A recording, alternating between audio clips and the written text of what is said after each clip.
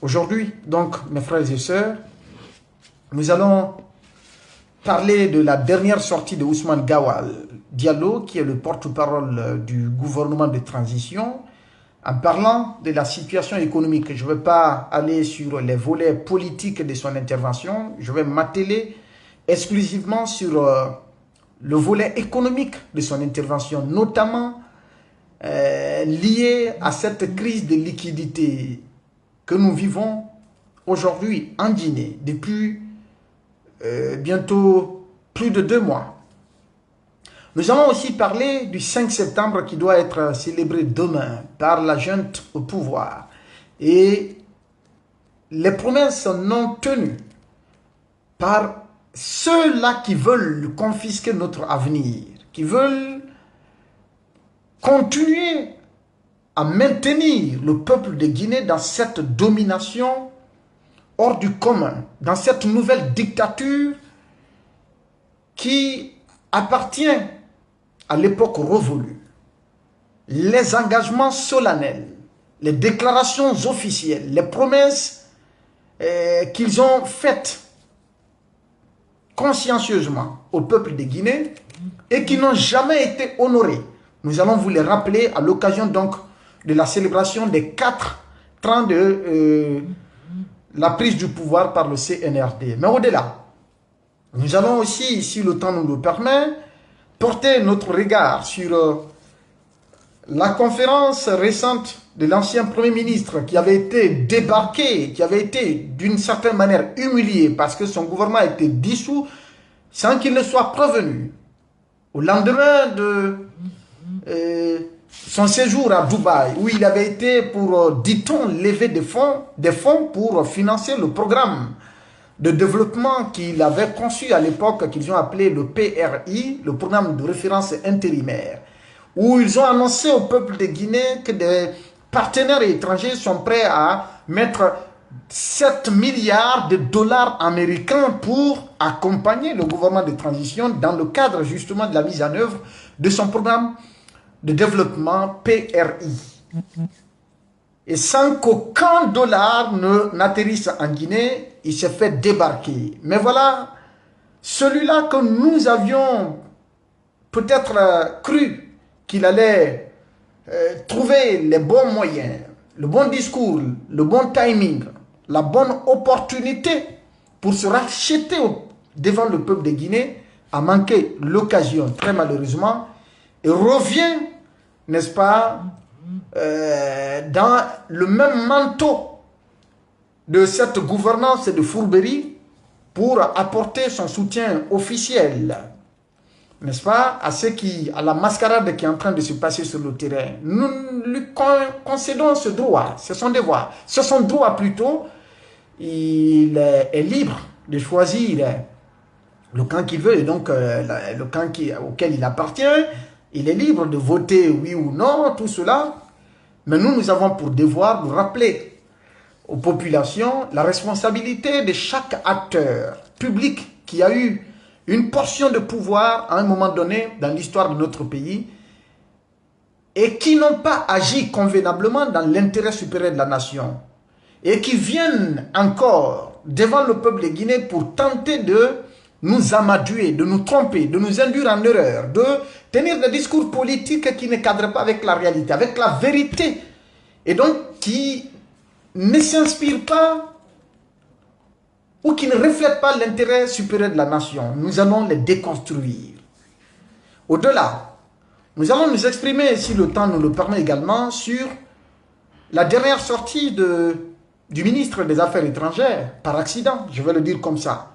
Je me le permets, je le dis, je l'affirme et je le réaffirme.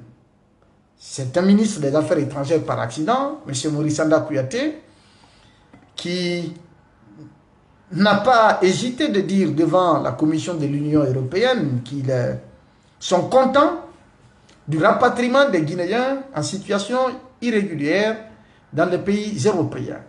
Nous allons aussi parler de cette scène de solidarité, cette chaîne de solidarité, voilà, il faut dire, c'est pas scène, mais plutôt chaîne, cette chaîne de solidarité organisée autour de l'accident qui implique Singleton et rappeler au peuple de Guinée, à nos concitoyens, que l'effort qui a été mis dans ce cas d'accident pour contraindre la machine judiciaire à s'activer, à se mettre en branle, que nous pouvons consacrer ces mêmes efforts à défendre la République, à défendre l'intérêt supérieur, à défendre la vérité, la justice, les droits humains et les libertés publiques. Nous allons aussi revenir, si le temps nous le permet, sur l'histoire de Nzérékoré 91. En 1991, les premiers affrontements intercommunautaires avec des nouvelles précisions qui m'ont été récemment confiées par des anciens. Vous le savez, l'histoire se raconte dans la diversité. Et récemment, un de nos aînés qui a été reporter sur le terrain et qui a vécu cette époque, qui a été en Nzérékoré pour faire des reportages, m'a confié d'autres éléments d'information que je suis prêt à partager avec vous. Et après, si on peut parler aussi de la situation des agents de recensement qui sont encore en train de réclamer leur salaire impayé. Et enfin, on va parler du Guéli Tomba. Apprêtez-vous, nous avons beaucoup à dire, Inch'Allah. Je vais prendre une gorgée de thé.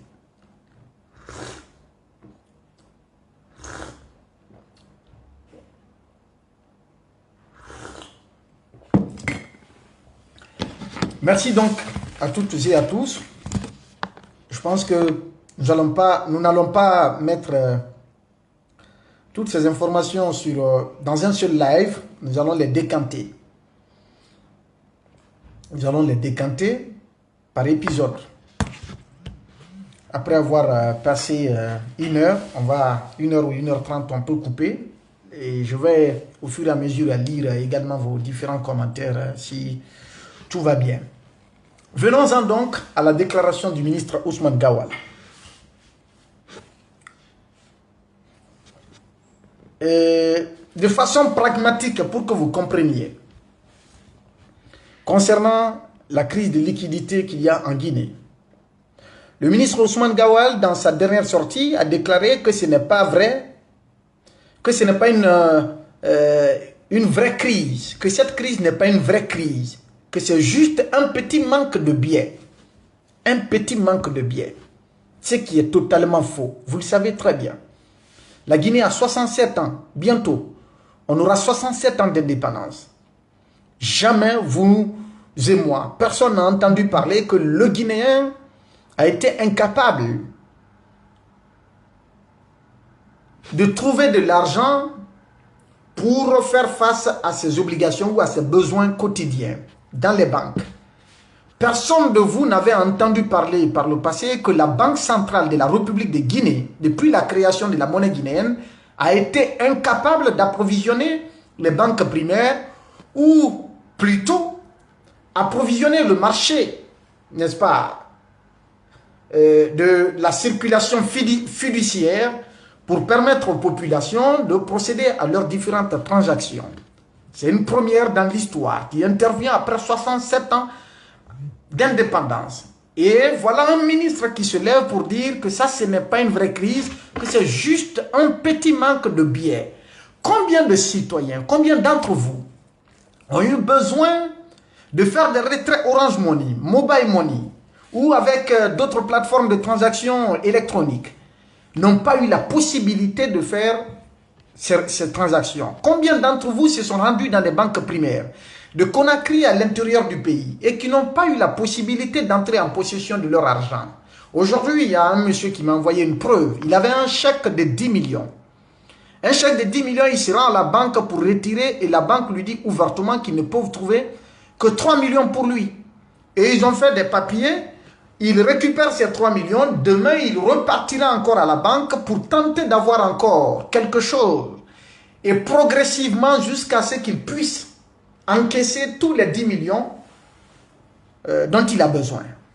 Et après, vous avez un ministre de la République pour vous dire que ces gens-là sont déconnectés de la réalité, que ce sont des amateurs qui ne sont pas honnêtes avec eux-mêmes, mais aussi avec la population, et qui s'en foutent éperdument de la triste réalité dans laquelle les Guinéens vivent. Et c'est ce ministre qui vient dire que ce n'est pas une vraie crise, que c'est juste un petit manque de biais. Un manque qui affecte toute une nation, toute une république, 33 préfectures sans exception, toute une économie. Combien n'ont pas pu payer les ordonnances pendant cette période? Combien ont manqué à leurs devoirs par manque de liquidité? Combien d'entre vous?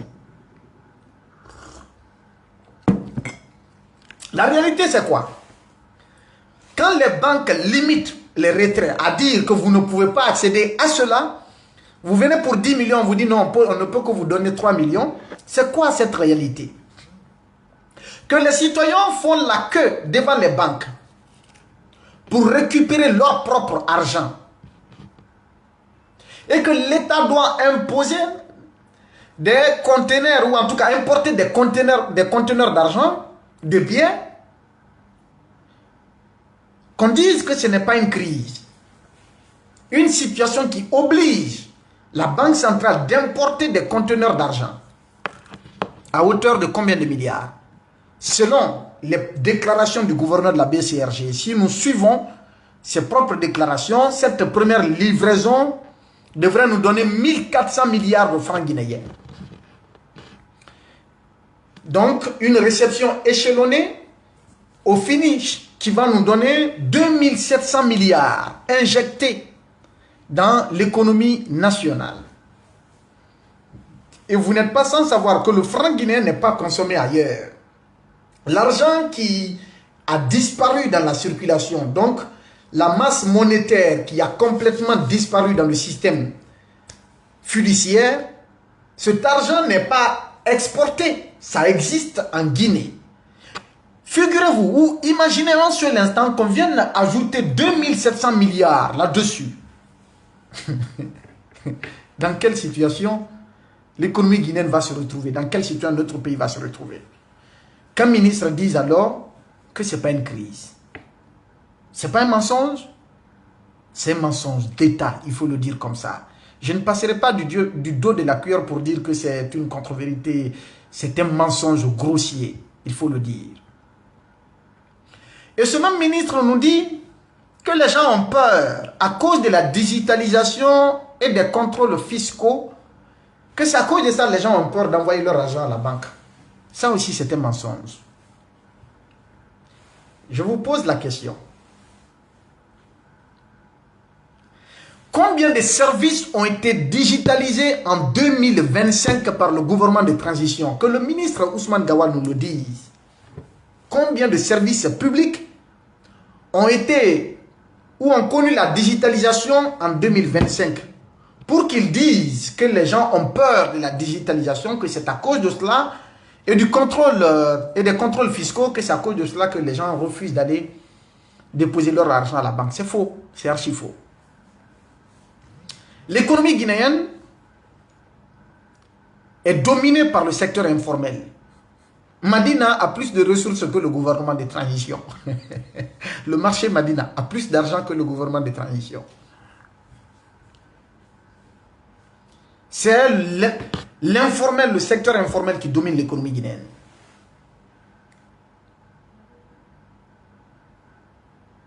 D'accord? Combien d'entreprises ou combien de commerçants ils ont réussi à, n'est-ce pas, faire intégrer le système formel, c'est-à-dire les faire quitter une transition du secteur informel au secteur formel. Combien? Qu'ils nous donnent les statistiques par rapport à cela en 2025.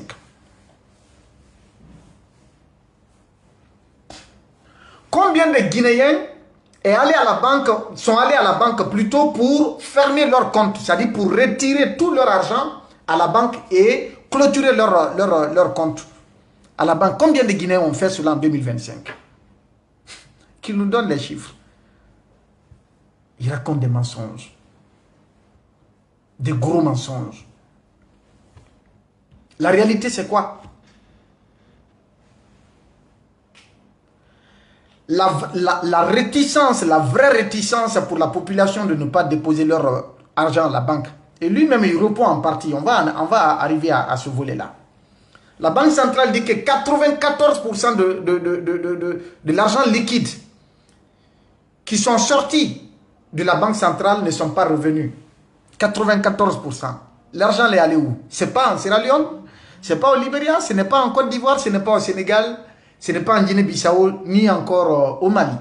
Le franc guinéen reste sur le territoire guinéen. Où sont partis ces montants? Pourquoi les gens ne viennent plus à la banque? Pourquoi par le passé? Il faut questionner. Pourquoi par le passé les gens n'hésitaient pas, n'est-ce pas, d'envoyer leur argent à la banque, de déposer leur argent à la banque? Pourquoi maintenant les gens ont peur d'aller à la banque? Je vais vous dire, terre à terre, deux choses, deux éléments fondamentaux. Au lendemain du coup d'État, précisément le 8 septembre 2021, les banques centrales ou les banques commerciales, je veux dire, les banques primaires, se sont tirées des balles dans les pieds. Le CNRD, à travers un simple communiqué, a intimé les banques primaires de procéder au gel des avoirs, des comptes bancaires des anciens dignitaires du régime d'Alpha Condé. Sans aucune décision de justice. Et le système bancaire se repose sur un élément essentiel qu'on appelle la confiance. C'est d'où le terme fiduciaire. La confiance, c'est l'élément clé qui lie la banque au déposant. Et donc, les banques ont procédé à l'exécution de cette décision du CNRD.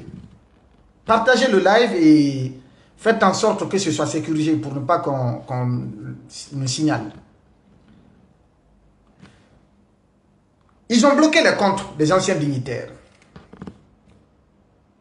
Maintenant, eux qui sont aujourd'hui à la tête de l'État, ils n'ont pas le courage, ils se disent, attention, si nous déposons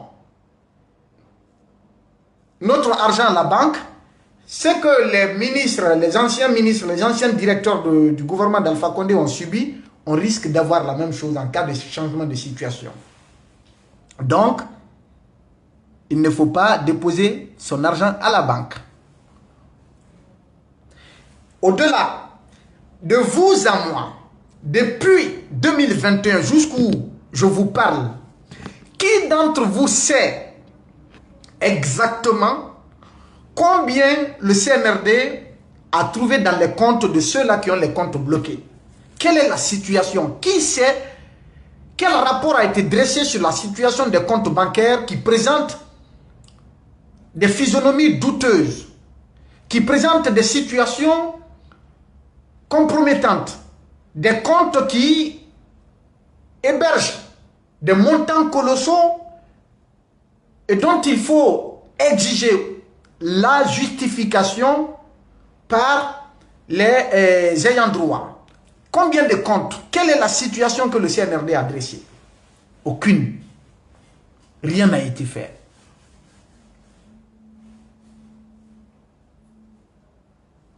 Rien n'a été fait.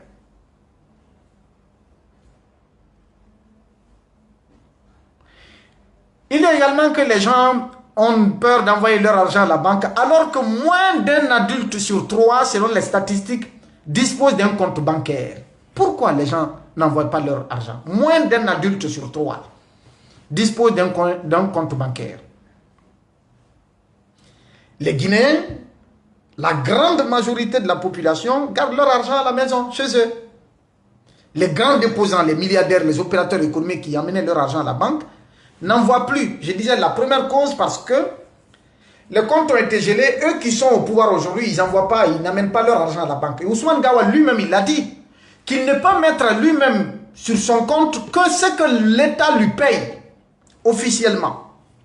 C'est-à-dire que après même cette transition, même Ousmane Gawa, c'est un aveu qu'il fait. Ça veut dire qu'il va être poursuivi ou il peut être poursuivi pour blanchiment de capitaux pour enrichissement illicite. Parce que il a dit ouvertement dans sa déclaration que lui, il ne peut déposer en tant que ministre, il ne peut déposer sur son compte bancaire que ce qu'il gagne légalement, que ce que l'État lui paye légalement. Maintenant, si on prend son salaire et peut-être les commodités qu'il y a autour, si on cumule tout ça, et on fait une comparaison par rapport à son train de vie, il va être amené à se justifier. Sinon, il sera accusé de quoi? D'enrichissement illicite. Parce qu'il dit lui-même qu'il ne peut déposer à la banque que l'argent qu'il gagne légalement avec l'État.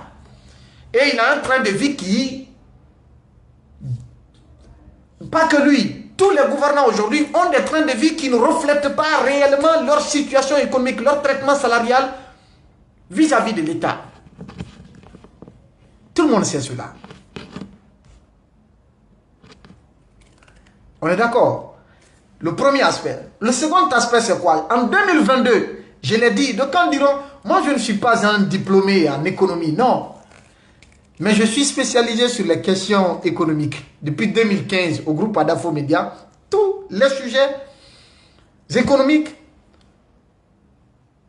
je m'occupe du traitement des dossiers, ou en tout cas des sujets économiques au groupe Adafo Média. Et j'ai enseigné l'économie dans les lycées avant aujourd'hui. Et en tant que journaliste d'investigation, je me forme permanemment, régulièrement, continuellement en économie parce que tout tourne autour de la gouvernance, en tout cas tout tourne principalement autour de la gouvernance financière. Et c'est pourquoi j'ai un carnet d'adresses très très riche, bien fourni dans le secteur des spécialistes, d'experts économistes, avec lesquels je suis permanemment en contact, des banquiers chevronnés, de la Guinée dans le reste du monde, que ce soit à la BAD, au FMI, à la Banque mondiale, ou dans n'importe quel autre coin du monde, je suis en contact avec de grands intellos, des grands spécialistes qui renforcent justement mes capacités et aussi, en tant que curieux, je fais des recherches régulièrement pour davantage m'imprégner des notions économiques et des réalités économiques, des politiques économiques, des concepts économiques, des situations économiques. Et c'est ce qui me donne l'aisance, ou en tout cas qui me permet de prendre la parole et de m'exprimer sur ces sujets-là sans complexe. À la différence d'un Ousmane Gawal qui n'est qu'un amateur sur le sujet, qui ne sait rien de l'économie, qui ne sait rien des banques, qui ne connaît rien sur les politiques économiques, ou même la situation monétaire de notre pays. Il n'en sait absolument rien. Et pourquoi c'est lui qui prend la parole sur cette crise de liquidité et non le ministre de l'économie et des finances, et non le ministre du budget, et non le gouverneur de la Banque centrale? C'est lui le gouverneur de la Banque centrale? Ousmane Gawal, c'est lui le ministre de l'économie et des finances? Ousmane Gawal, c'est lui le ministre du budget? Il a quelle notion pour parler de la banque, pour parler de l'économie, pour parler du fiduciaire, pour parler de la politique monétaire, pour parler, n'est-ce pas, de la corrélation qu'il y a entre les banques, pour parler, n'est-ce pas, de cette corrélation entre l'économie productive, ou en tout cas entre l'argent qui est injecté sur le marché et la production qui doit accompagner pour équilibrer, et qui n'est pas le cas aujourd'hui en Guinée. Il ne sait rien de tout cela, absolument rien. Cette masse monétaire qu'on est en train d'injecter sur le marché, s'il n'y a pas de production équivalente qui équivalent cela, ce qui va arriver sur le terrain, les spécialistes savent.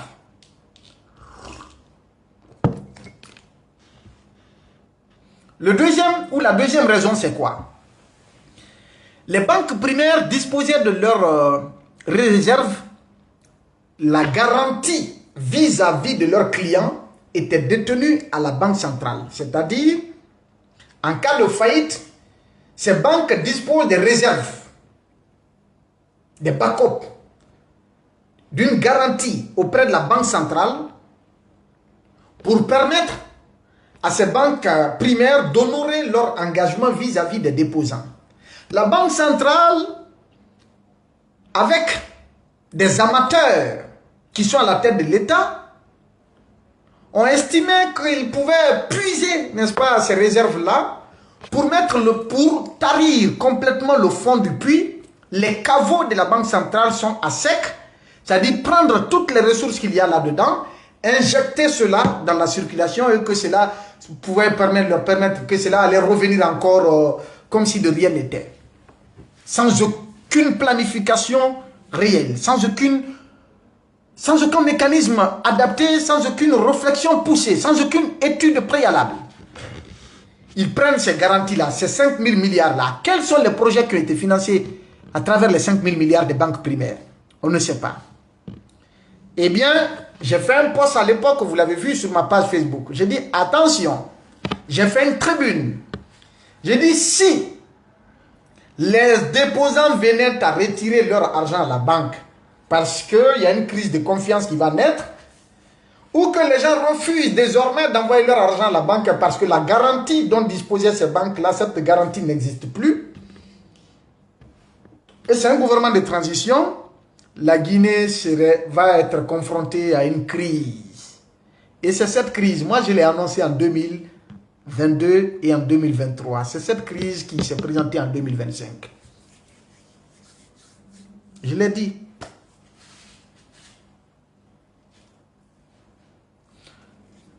Celui qui dit que je suis archiviste, moi je ne suis pas archiviste, donc va te renseigner. Hein?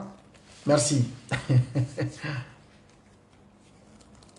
Voyez-vous, c'est là la situation en fait.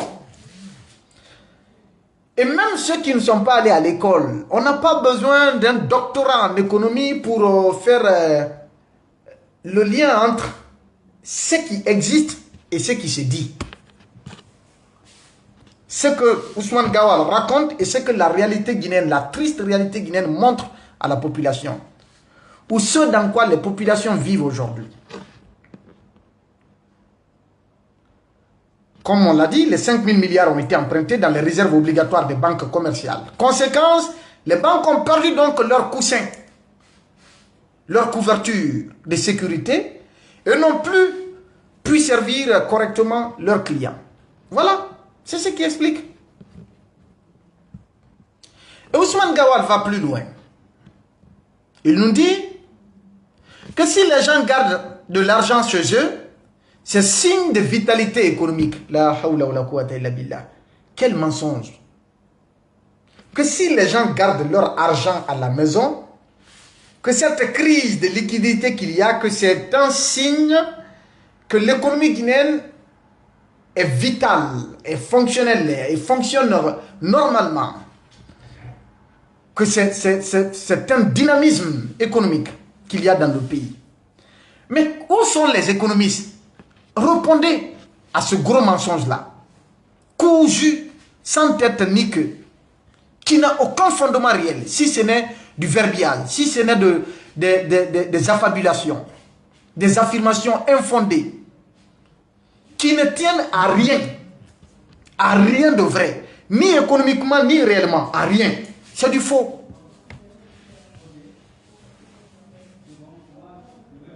C'est du faux. Gardez l'argent sous le matelas, ou gardez l'argent sous comment dirais-je, creuser, ou dans les valises et autres là, ou, etc., que cela soit un signe de la vitalité économique. C'est un signe de la peur et de la méfiance. Les gens déposent leur argent à la banque par confiance, par sécurité. Mais puisqu'ils n'ont plus confiance à la banque, puisqu'ils ont peur, parce que s'ils viennent à la banque, ils ont 1 milliard, ils ont besoin de prendre 200 millions. On leur dit qu'ils ne peuvent avoir que 10 millions. Qui va continuer à envoyer son argent à la banque? Il n'y a plus de confiance. Figurez-vous, tous les Guinéens qui souffrent aujourd'hui, si on inversait la situation, que ce sont ces Guinéens-là, tous ceux qui sont bancarisés, que ces gens-là devaient de l'argent à la banque et que la date butoir de remboursement des dettes-là, des créances, est passée, que ces citoyens ne se sont pas acquittés de leurs devoirs vis-à-vis de leurs obligations vis-à-vis des banques. Les banques auraient automatiquement procédé à la confiscation des biens qui ont été mis en gage. Maintenant, si les populations vont à la banque et qu'ils n'ont pas leur argent, la banque ne parvient pas à honorer ses obligations vis-à-vis de ses clients. Quand c'est comme ça, qu'est-ce qui doit se passer?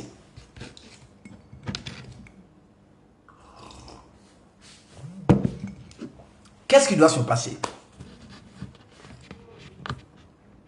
Les gens mettent l'argent à la banque parce qu'ils ont peur, parce qu'ils n'ont plus confiance aux banques, parce que les banques n'ont plus de couverture, n'ont plus de coussin sécuritaire. Les banques ne tiennent plus à rien.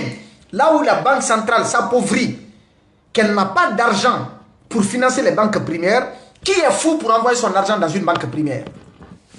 La banque centrale qui se trouve être la gardienne de l'économie guinéenne, la gardienne de la politique monétaire de notre pays, la gardienne de notre souveraineté monétaire. Cette banque, cette grande banque, qui est la banque centrale, qui dispose d'une monnaie locale, d'une monnaie souveraine, d'une monnaie indépendante, d'une monnaie nationale, que cette banque soit à court de liquidité, à court d'argent. Qui est fou pour déposer son argent dans une autre banque primaire, qui sont détenus par des étrangers? La banque centrale appartient à l'État guinéen, appartient au peuple de Guinée. Mais EcoBank n'appartient pas à la Guinée. UBA n'appartient pas à la Guinée. Il n'y a aucune banque primaire en Guinée qui appartient à un Guinéen. Il n'y en a pas, ça n'existe pas. C'est l'un des rares pays aussi, c'est extraordinaire. Tous les grands économistes, les grands docteurs, qui ont les grands docteurs qui ont leur doctorat ou professorat, je ne sais pas, qui sont des experts ou je ne sais, des demi-dieux en économie, aucun d'eux n'a réussi à fonder une banque en Guinée et prospérer. Aucun Guinéen donc n'a créé sa propre banque en Guinée. Toutes les banques primaires qui existent en Guinée sont des banques étrangères. Pour un Togolais, pour un Nigérian, pour un Béninois, pour un, je ne sais quoi, un Sud-Africain, pour un Français, non mais je ne sais pas. Qui est fou? On va passer. Et le ministre, le même Ousmane Gawal Diallo, dit que le port de Conakry a augmenté de 40%. C'est-à-dire que les activités du port autonome de Conakry ont augmenté de 40%. Jusqu'à aujourd'hui, moi, je n'ai vu aucune statistique, aucun chiffre officiel qui fait état de cette déclaration-là. Rien. Aucune déclaration, c'est-à-dire aucune source officielle, aucune source référencée, justifiée, aucune source réelle ne communique ce qu'il vient de dire. Même s'il est le ministre des Transports. Mais peut-être on lui a communiqué ça à lui, mais ces chiffres ne sont pas encore publics. On ne sait pas. Que les activités du port ont augmenté de 40%, des trucs comme ça, on ne sait pas. D'où viennent ces statistiques? Et le même ministre Ousmane Gawal dit que la croissance économique est attendue, de la Guinée est attendue à 7% en 2025 là. Ça aussi c'est faux. C'est faux. Voyez les prévisions, les estimations et de la Banque mondiale et du FMI. On parle de 6,5%. Lui il parle de 7%. C'est faux. Et c'est ce que j'ai dénoncé également en 2023 quand j'ai fait un article qui était intitulé « Les mensonges d'État du CNRD sur les performances économiques de la Guinée ». C'est à cause de cet article-là que mon site avait été bloqué à l'époque. J'ai reçu des menaces et tout, etc., etc. Parce qu'ils ont menti également sur le taux de croissance de la Guinée. Ils ont menti sur le taux de l'inflation. Ils ont menti sur le taux de pauvreté. Tous les chiffres qui avaient été communiqués à l'époque, tellement que qui fait dans la délation, qui fait dans la désinformation, qui fait dans le mensonge d'État, dans la manipulation tout simplement. Voyez, allez-y voir les rapports. La croissance économique de la Guinée, la Banque mondiale prévoit 6,5%. Au FMI, c'est le même. Lui, Gawal parle de 7%. Et cela grâce au secteur minier, bien sûr. Mais, en vantant, en commentant les chiffres de croissance économique, là, donc qui est de la macroéconomie,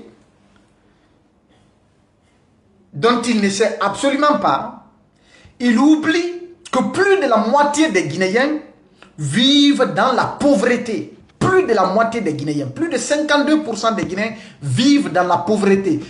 Cette population n'a rien à foutre avec une croissance économique à 2 chiffres ou de 7%, même si c'est de 8%, s'il n'y a pas d'impact réel sur leur quotidien. On s'en fout éperdument. Vous vantez une croissance qui ne reflète pas la réalité économique et qui ne reflète pas la situation économique des populations.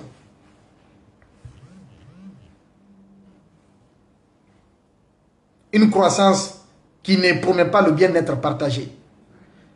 Une croissance qui n'a aucun sens pour la majorité des Guinéens. Vous voulez qu'on se taise sur ça, qu'on n'en parle pas?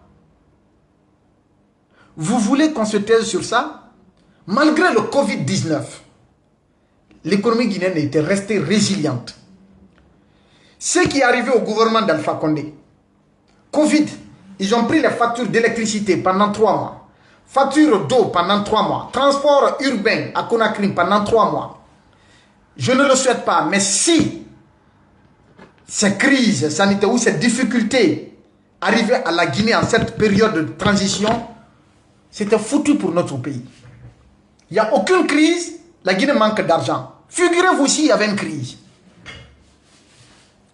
À la dimension de Covid ou de Ebola, la Guinée, dans la situation dans laquelle elle se trouve aujourd'hui avec ce gouvernement de transition, je ne le souhaite pas.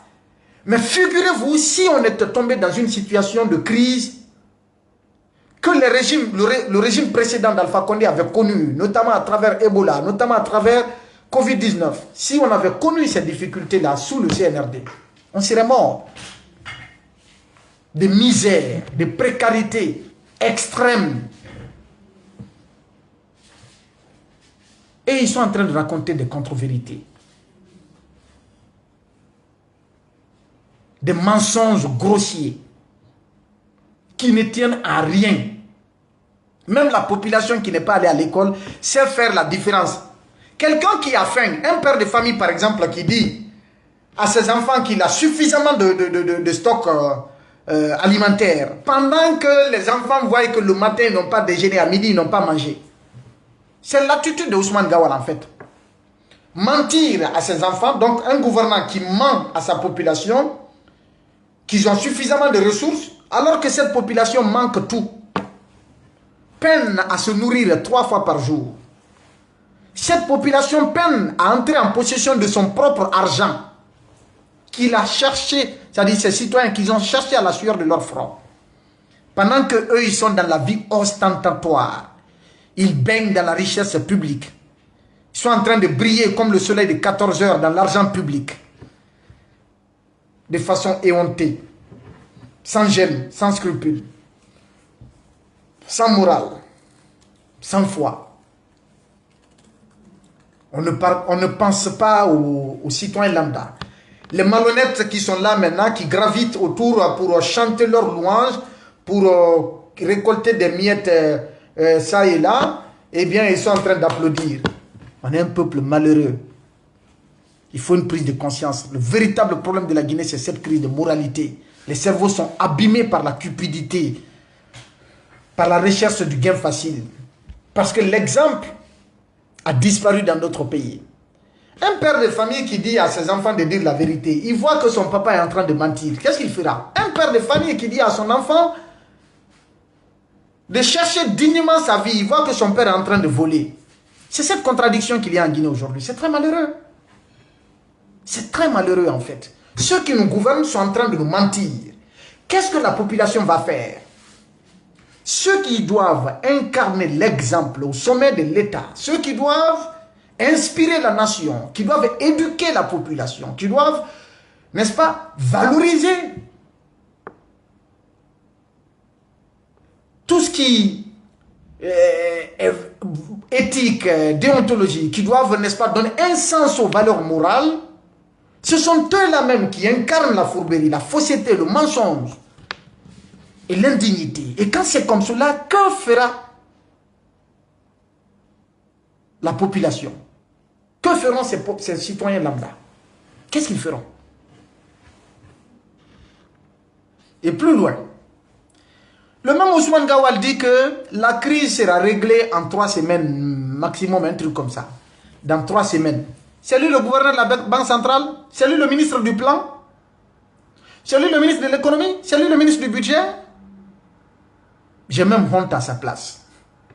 Alors que le gouverneur lui-même, dans sa déclaration, s'est étalé sur une période de combien de mois? Il a dit qu'on allait recevoir au mois d'août tel montant, au mois de septembre tel montant, au mois d'octobre tel montant, jusqu'à la fin de l'année. Et lui, Ousmane Gawal, dit que cette crise-là va être jubilée en 3 semaines. Voyez-vous, c'est pas moi qui le dis, hein. C'est un mensonge ou bien c'est pas un mensonge? Dites-le. Reconnaissons la vérité. Celui qui ment, il ment. Celui qui dit la vérité, il dit la vérité. Ce serait hypocrite de maquiller le nom du mensonge. Le mensonge est égal à mensonge. Ce serait malhonnête d'ailleurs de ne pas dire que c'est le mensonge. C'est le mensonge. Celui, le principal concerné, qui connaît la situation, qu'il a lui-même occasionné, qu'il a lui-même provoqué, Karamo Kaba, la BCRG, lui, il s'est étalé sur plusieurs mois. D'accord? Il s'est étalé sur plusieurs mois. Il a dit que la livraison des billets va s'étaler jusqu'au mois d'octobre. Et Ousmane Gawal dit que la crise va être résolue en 3 semaines. Qui dit vrai?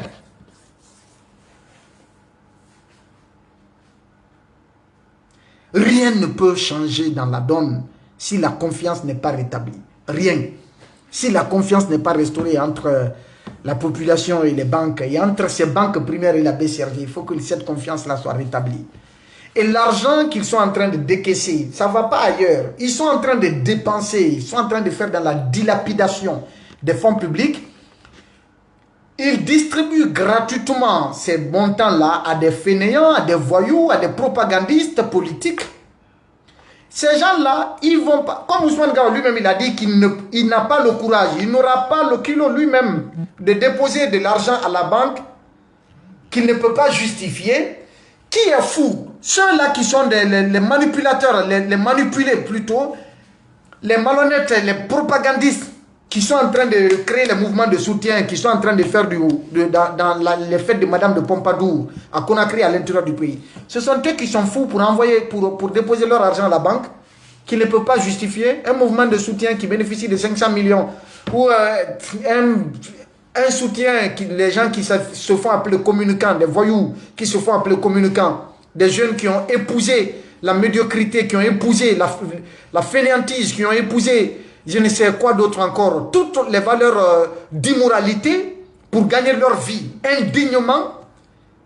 Ce sont eux qui sont malades, qui sont fous, qui sont bêtes pour aller envoyer leur argent à la banque, pour amener non, ils ne vont pas le faire.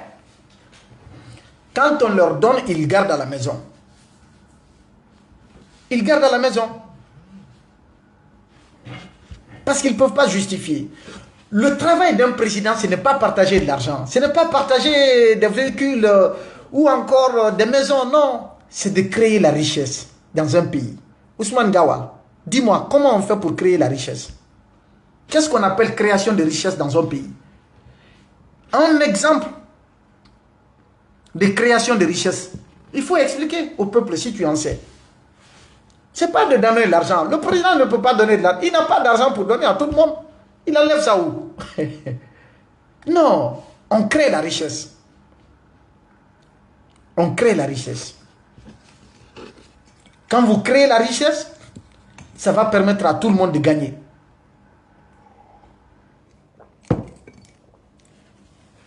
Babila cultive 50 hectares de riz en région forestière. La demande se trouve par exemple à 40 hectares ou à 30 hectares. Comment dire?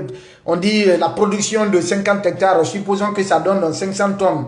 On suppose par exemple que la consommation en riz en région forestière c'est 300 tonnes. Les 200 tonnes peuvent être amenées ailleurs. Et donc les gens ils viennent se procurer chez moi.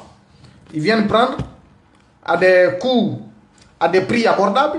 Ils s'en vont revendre sur le marché. Il y en a également qui vont prendre le surplus là pour envoyer ça dans d'autres régions. Ainsi de suite, chacun va gagner. C'est notre mécanisme de création de richesse plus simple, plus basique.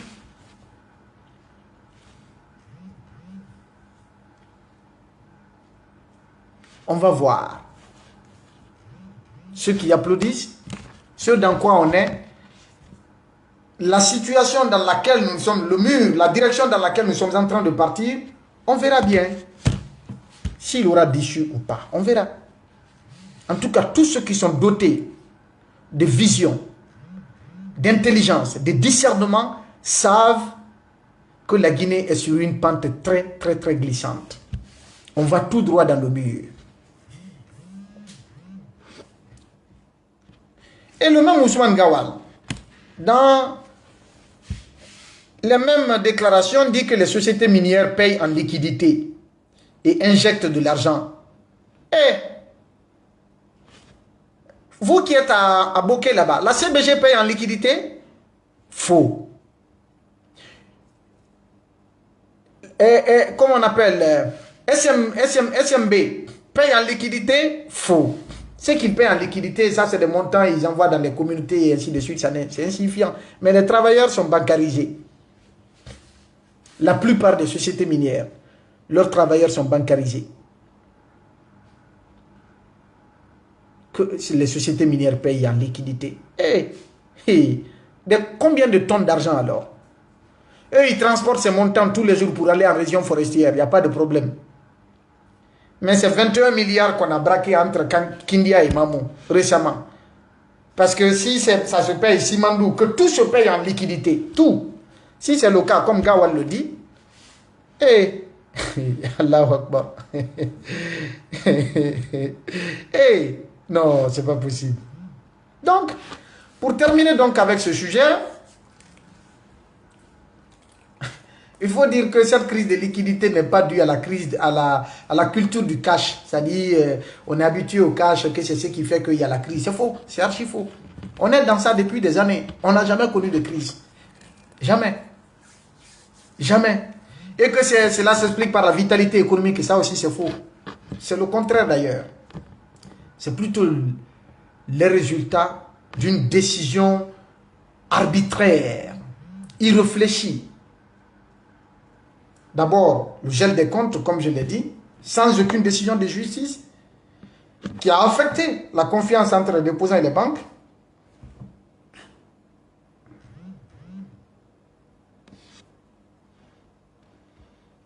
Et après, les pratiques risquées, le fait de procéder au prélèvement de 5 000 milliards. Attends, il y a un voyou qui est en train de m'insulter là. Je vais essayer de le bannir directement de mon live. Moi, je suis pour celui qui veut m'affronter dans un débat d'idées, dans un débat intellectuel. Je suis ouvert, open à tout le monde. Mais tu viens ouvrir ton caveau ici, je ne sais pas comment je vais dire même. tu viens ouvrir cette... oh, il faut arrêter. Donc, et avec une gouvernance marquée par la méfiance et la corruption endémique, importer donc les conteneurs d'argent ne va pas résoudre la situation. Non, il faut que la confiance soit rétablie. Et que les banques, entre les banques et la BCRG, mais aussi entre les banques primaires et leurs clients et la population. À l'époque, quand le gouverneur, comment on appelle, Karamo Kaba avait fait une déclaration, j'ai fait une tribune, malheureusement que je n'ai pas publiée.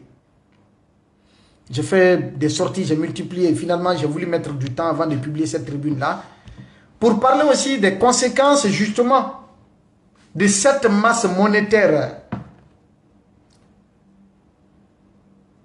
impressionnante, de grande quantité, qui est en train d'être mise dans la circulation. Je traitais de ça. Dès qu'il a annoncé que de l'argent allait arriver pour pallier à cette crise, j'ai échangé avec des spécialistes qui m'ont donné leur avis et j'ai tout combiné pour en faire un article.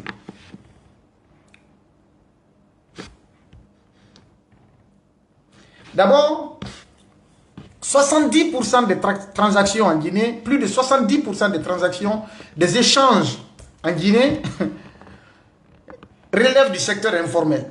Plus de 70%. L'économie informelle représente plus de 70% des échanges dans l'écosystème économique de la Guinée. L'économie informelle représente plus de 70% des échanges. D'accord? Et donc le gouverneur a annoncé la commande et l'émission de 2700 milliards. 2700 milliards qui vont être injectés sur le marché fiduciaire, dans la circulation. Sur les 2700 milliards, la première livraison, selon l'échelonnement qu'il a présenté, la première livraison, c'est 1400 milliards. Maintenant, si nous prenons à terme, c'est-à-dire une fois que l'échéance arrivera à terme, donc d'ici au mois d'octobre, qu'on ait 2700 milliards de francs guinéens de nouveaux billets, comme il a annoncé.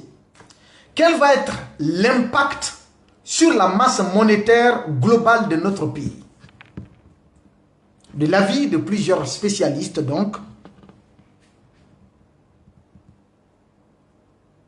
après analyse de la situation, une fois que ce montant, cette masse monétaire va être injectée, autant de biais dans l'économie que cela revient à augmenter brusquement l'offre de monnaie fiduciaire. C'est-à-dire, il y aura plus d'argent dans la circulation que de demande sur le terrain, au sein de la population.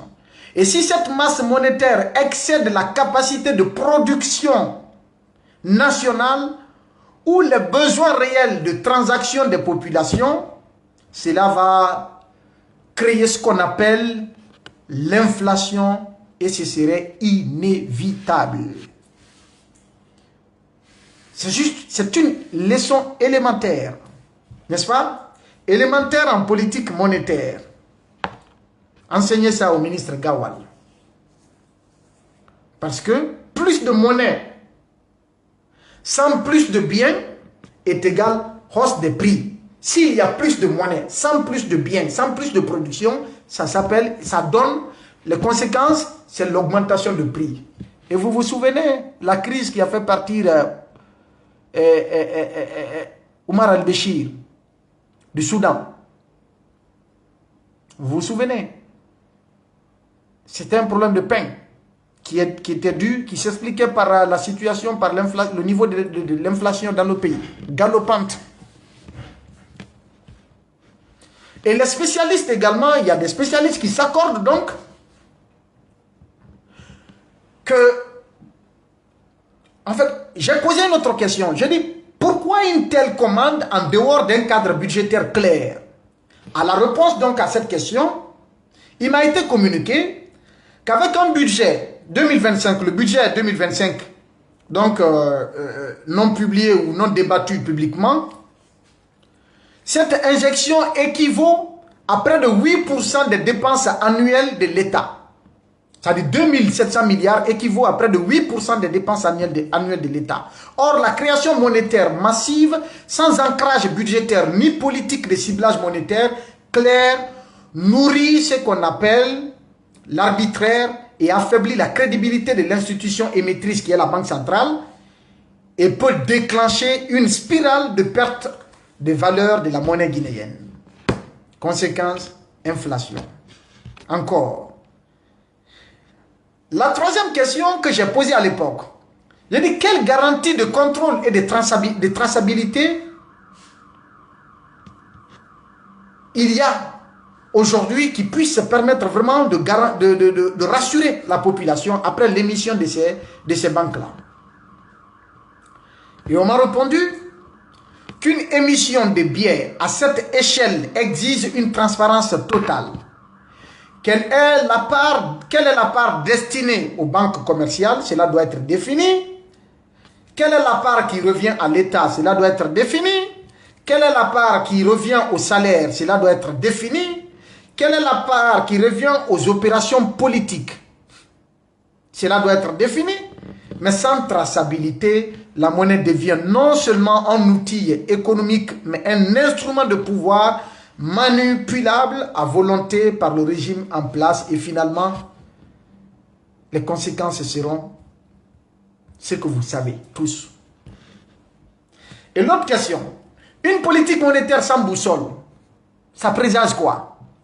On m'a répondu, l'essence même d'une politique monétaire est de réguler la quantité de monnaie en circulation, stabiliser les prix et soutenir la croissance tout en préservant la confiance des acteurs économiques. Et c'est pourquoi il y a le FMI, donc qui ont un regard sur, n'est-ce pas, la masse monétaire qu'il y a dans la circulation. C'est-à-dire que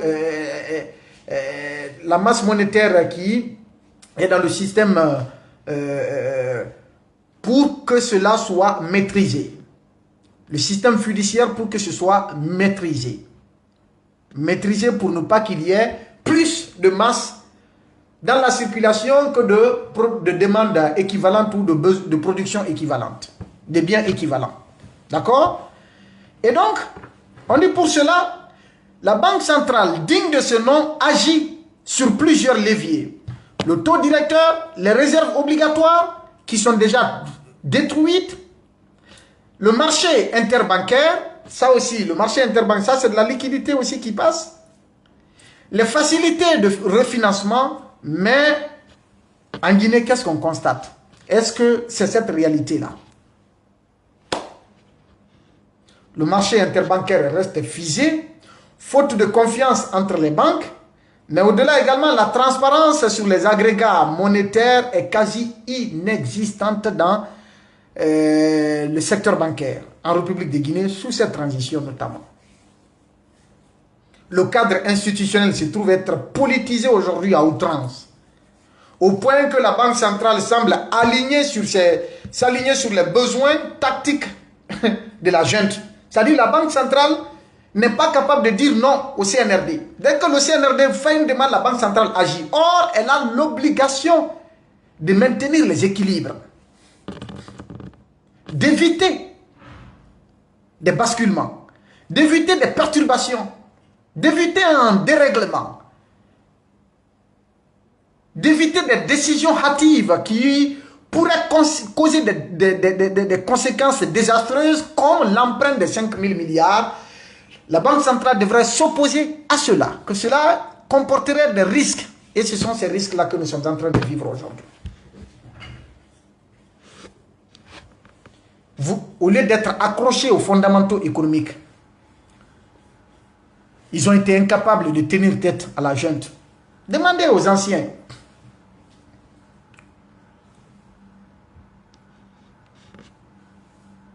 Donc, ça c'est sur ce sujet-là. On va passer. Je pense qu'on a fait 1 heure. On va relancer le live avec la prochaine thématique. Si vous le permettez, bien sûr. Je veux voir dans les commentaires. Est-ce que vous permettez qu'on coupe le live à partir de là et qu'on revienne, on lance à nouveau, pour permettre aux gens qui viendront après de suivre sans se perdre sur du long time. On a fait déjà plus d'1 heure, donc 1 heure 10 minutes. On va couper, on revient encore sur le live. On revient avec les prochaines thématiques.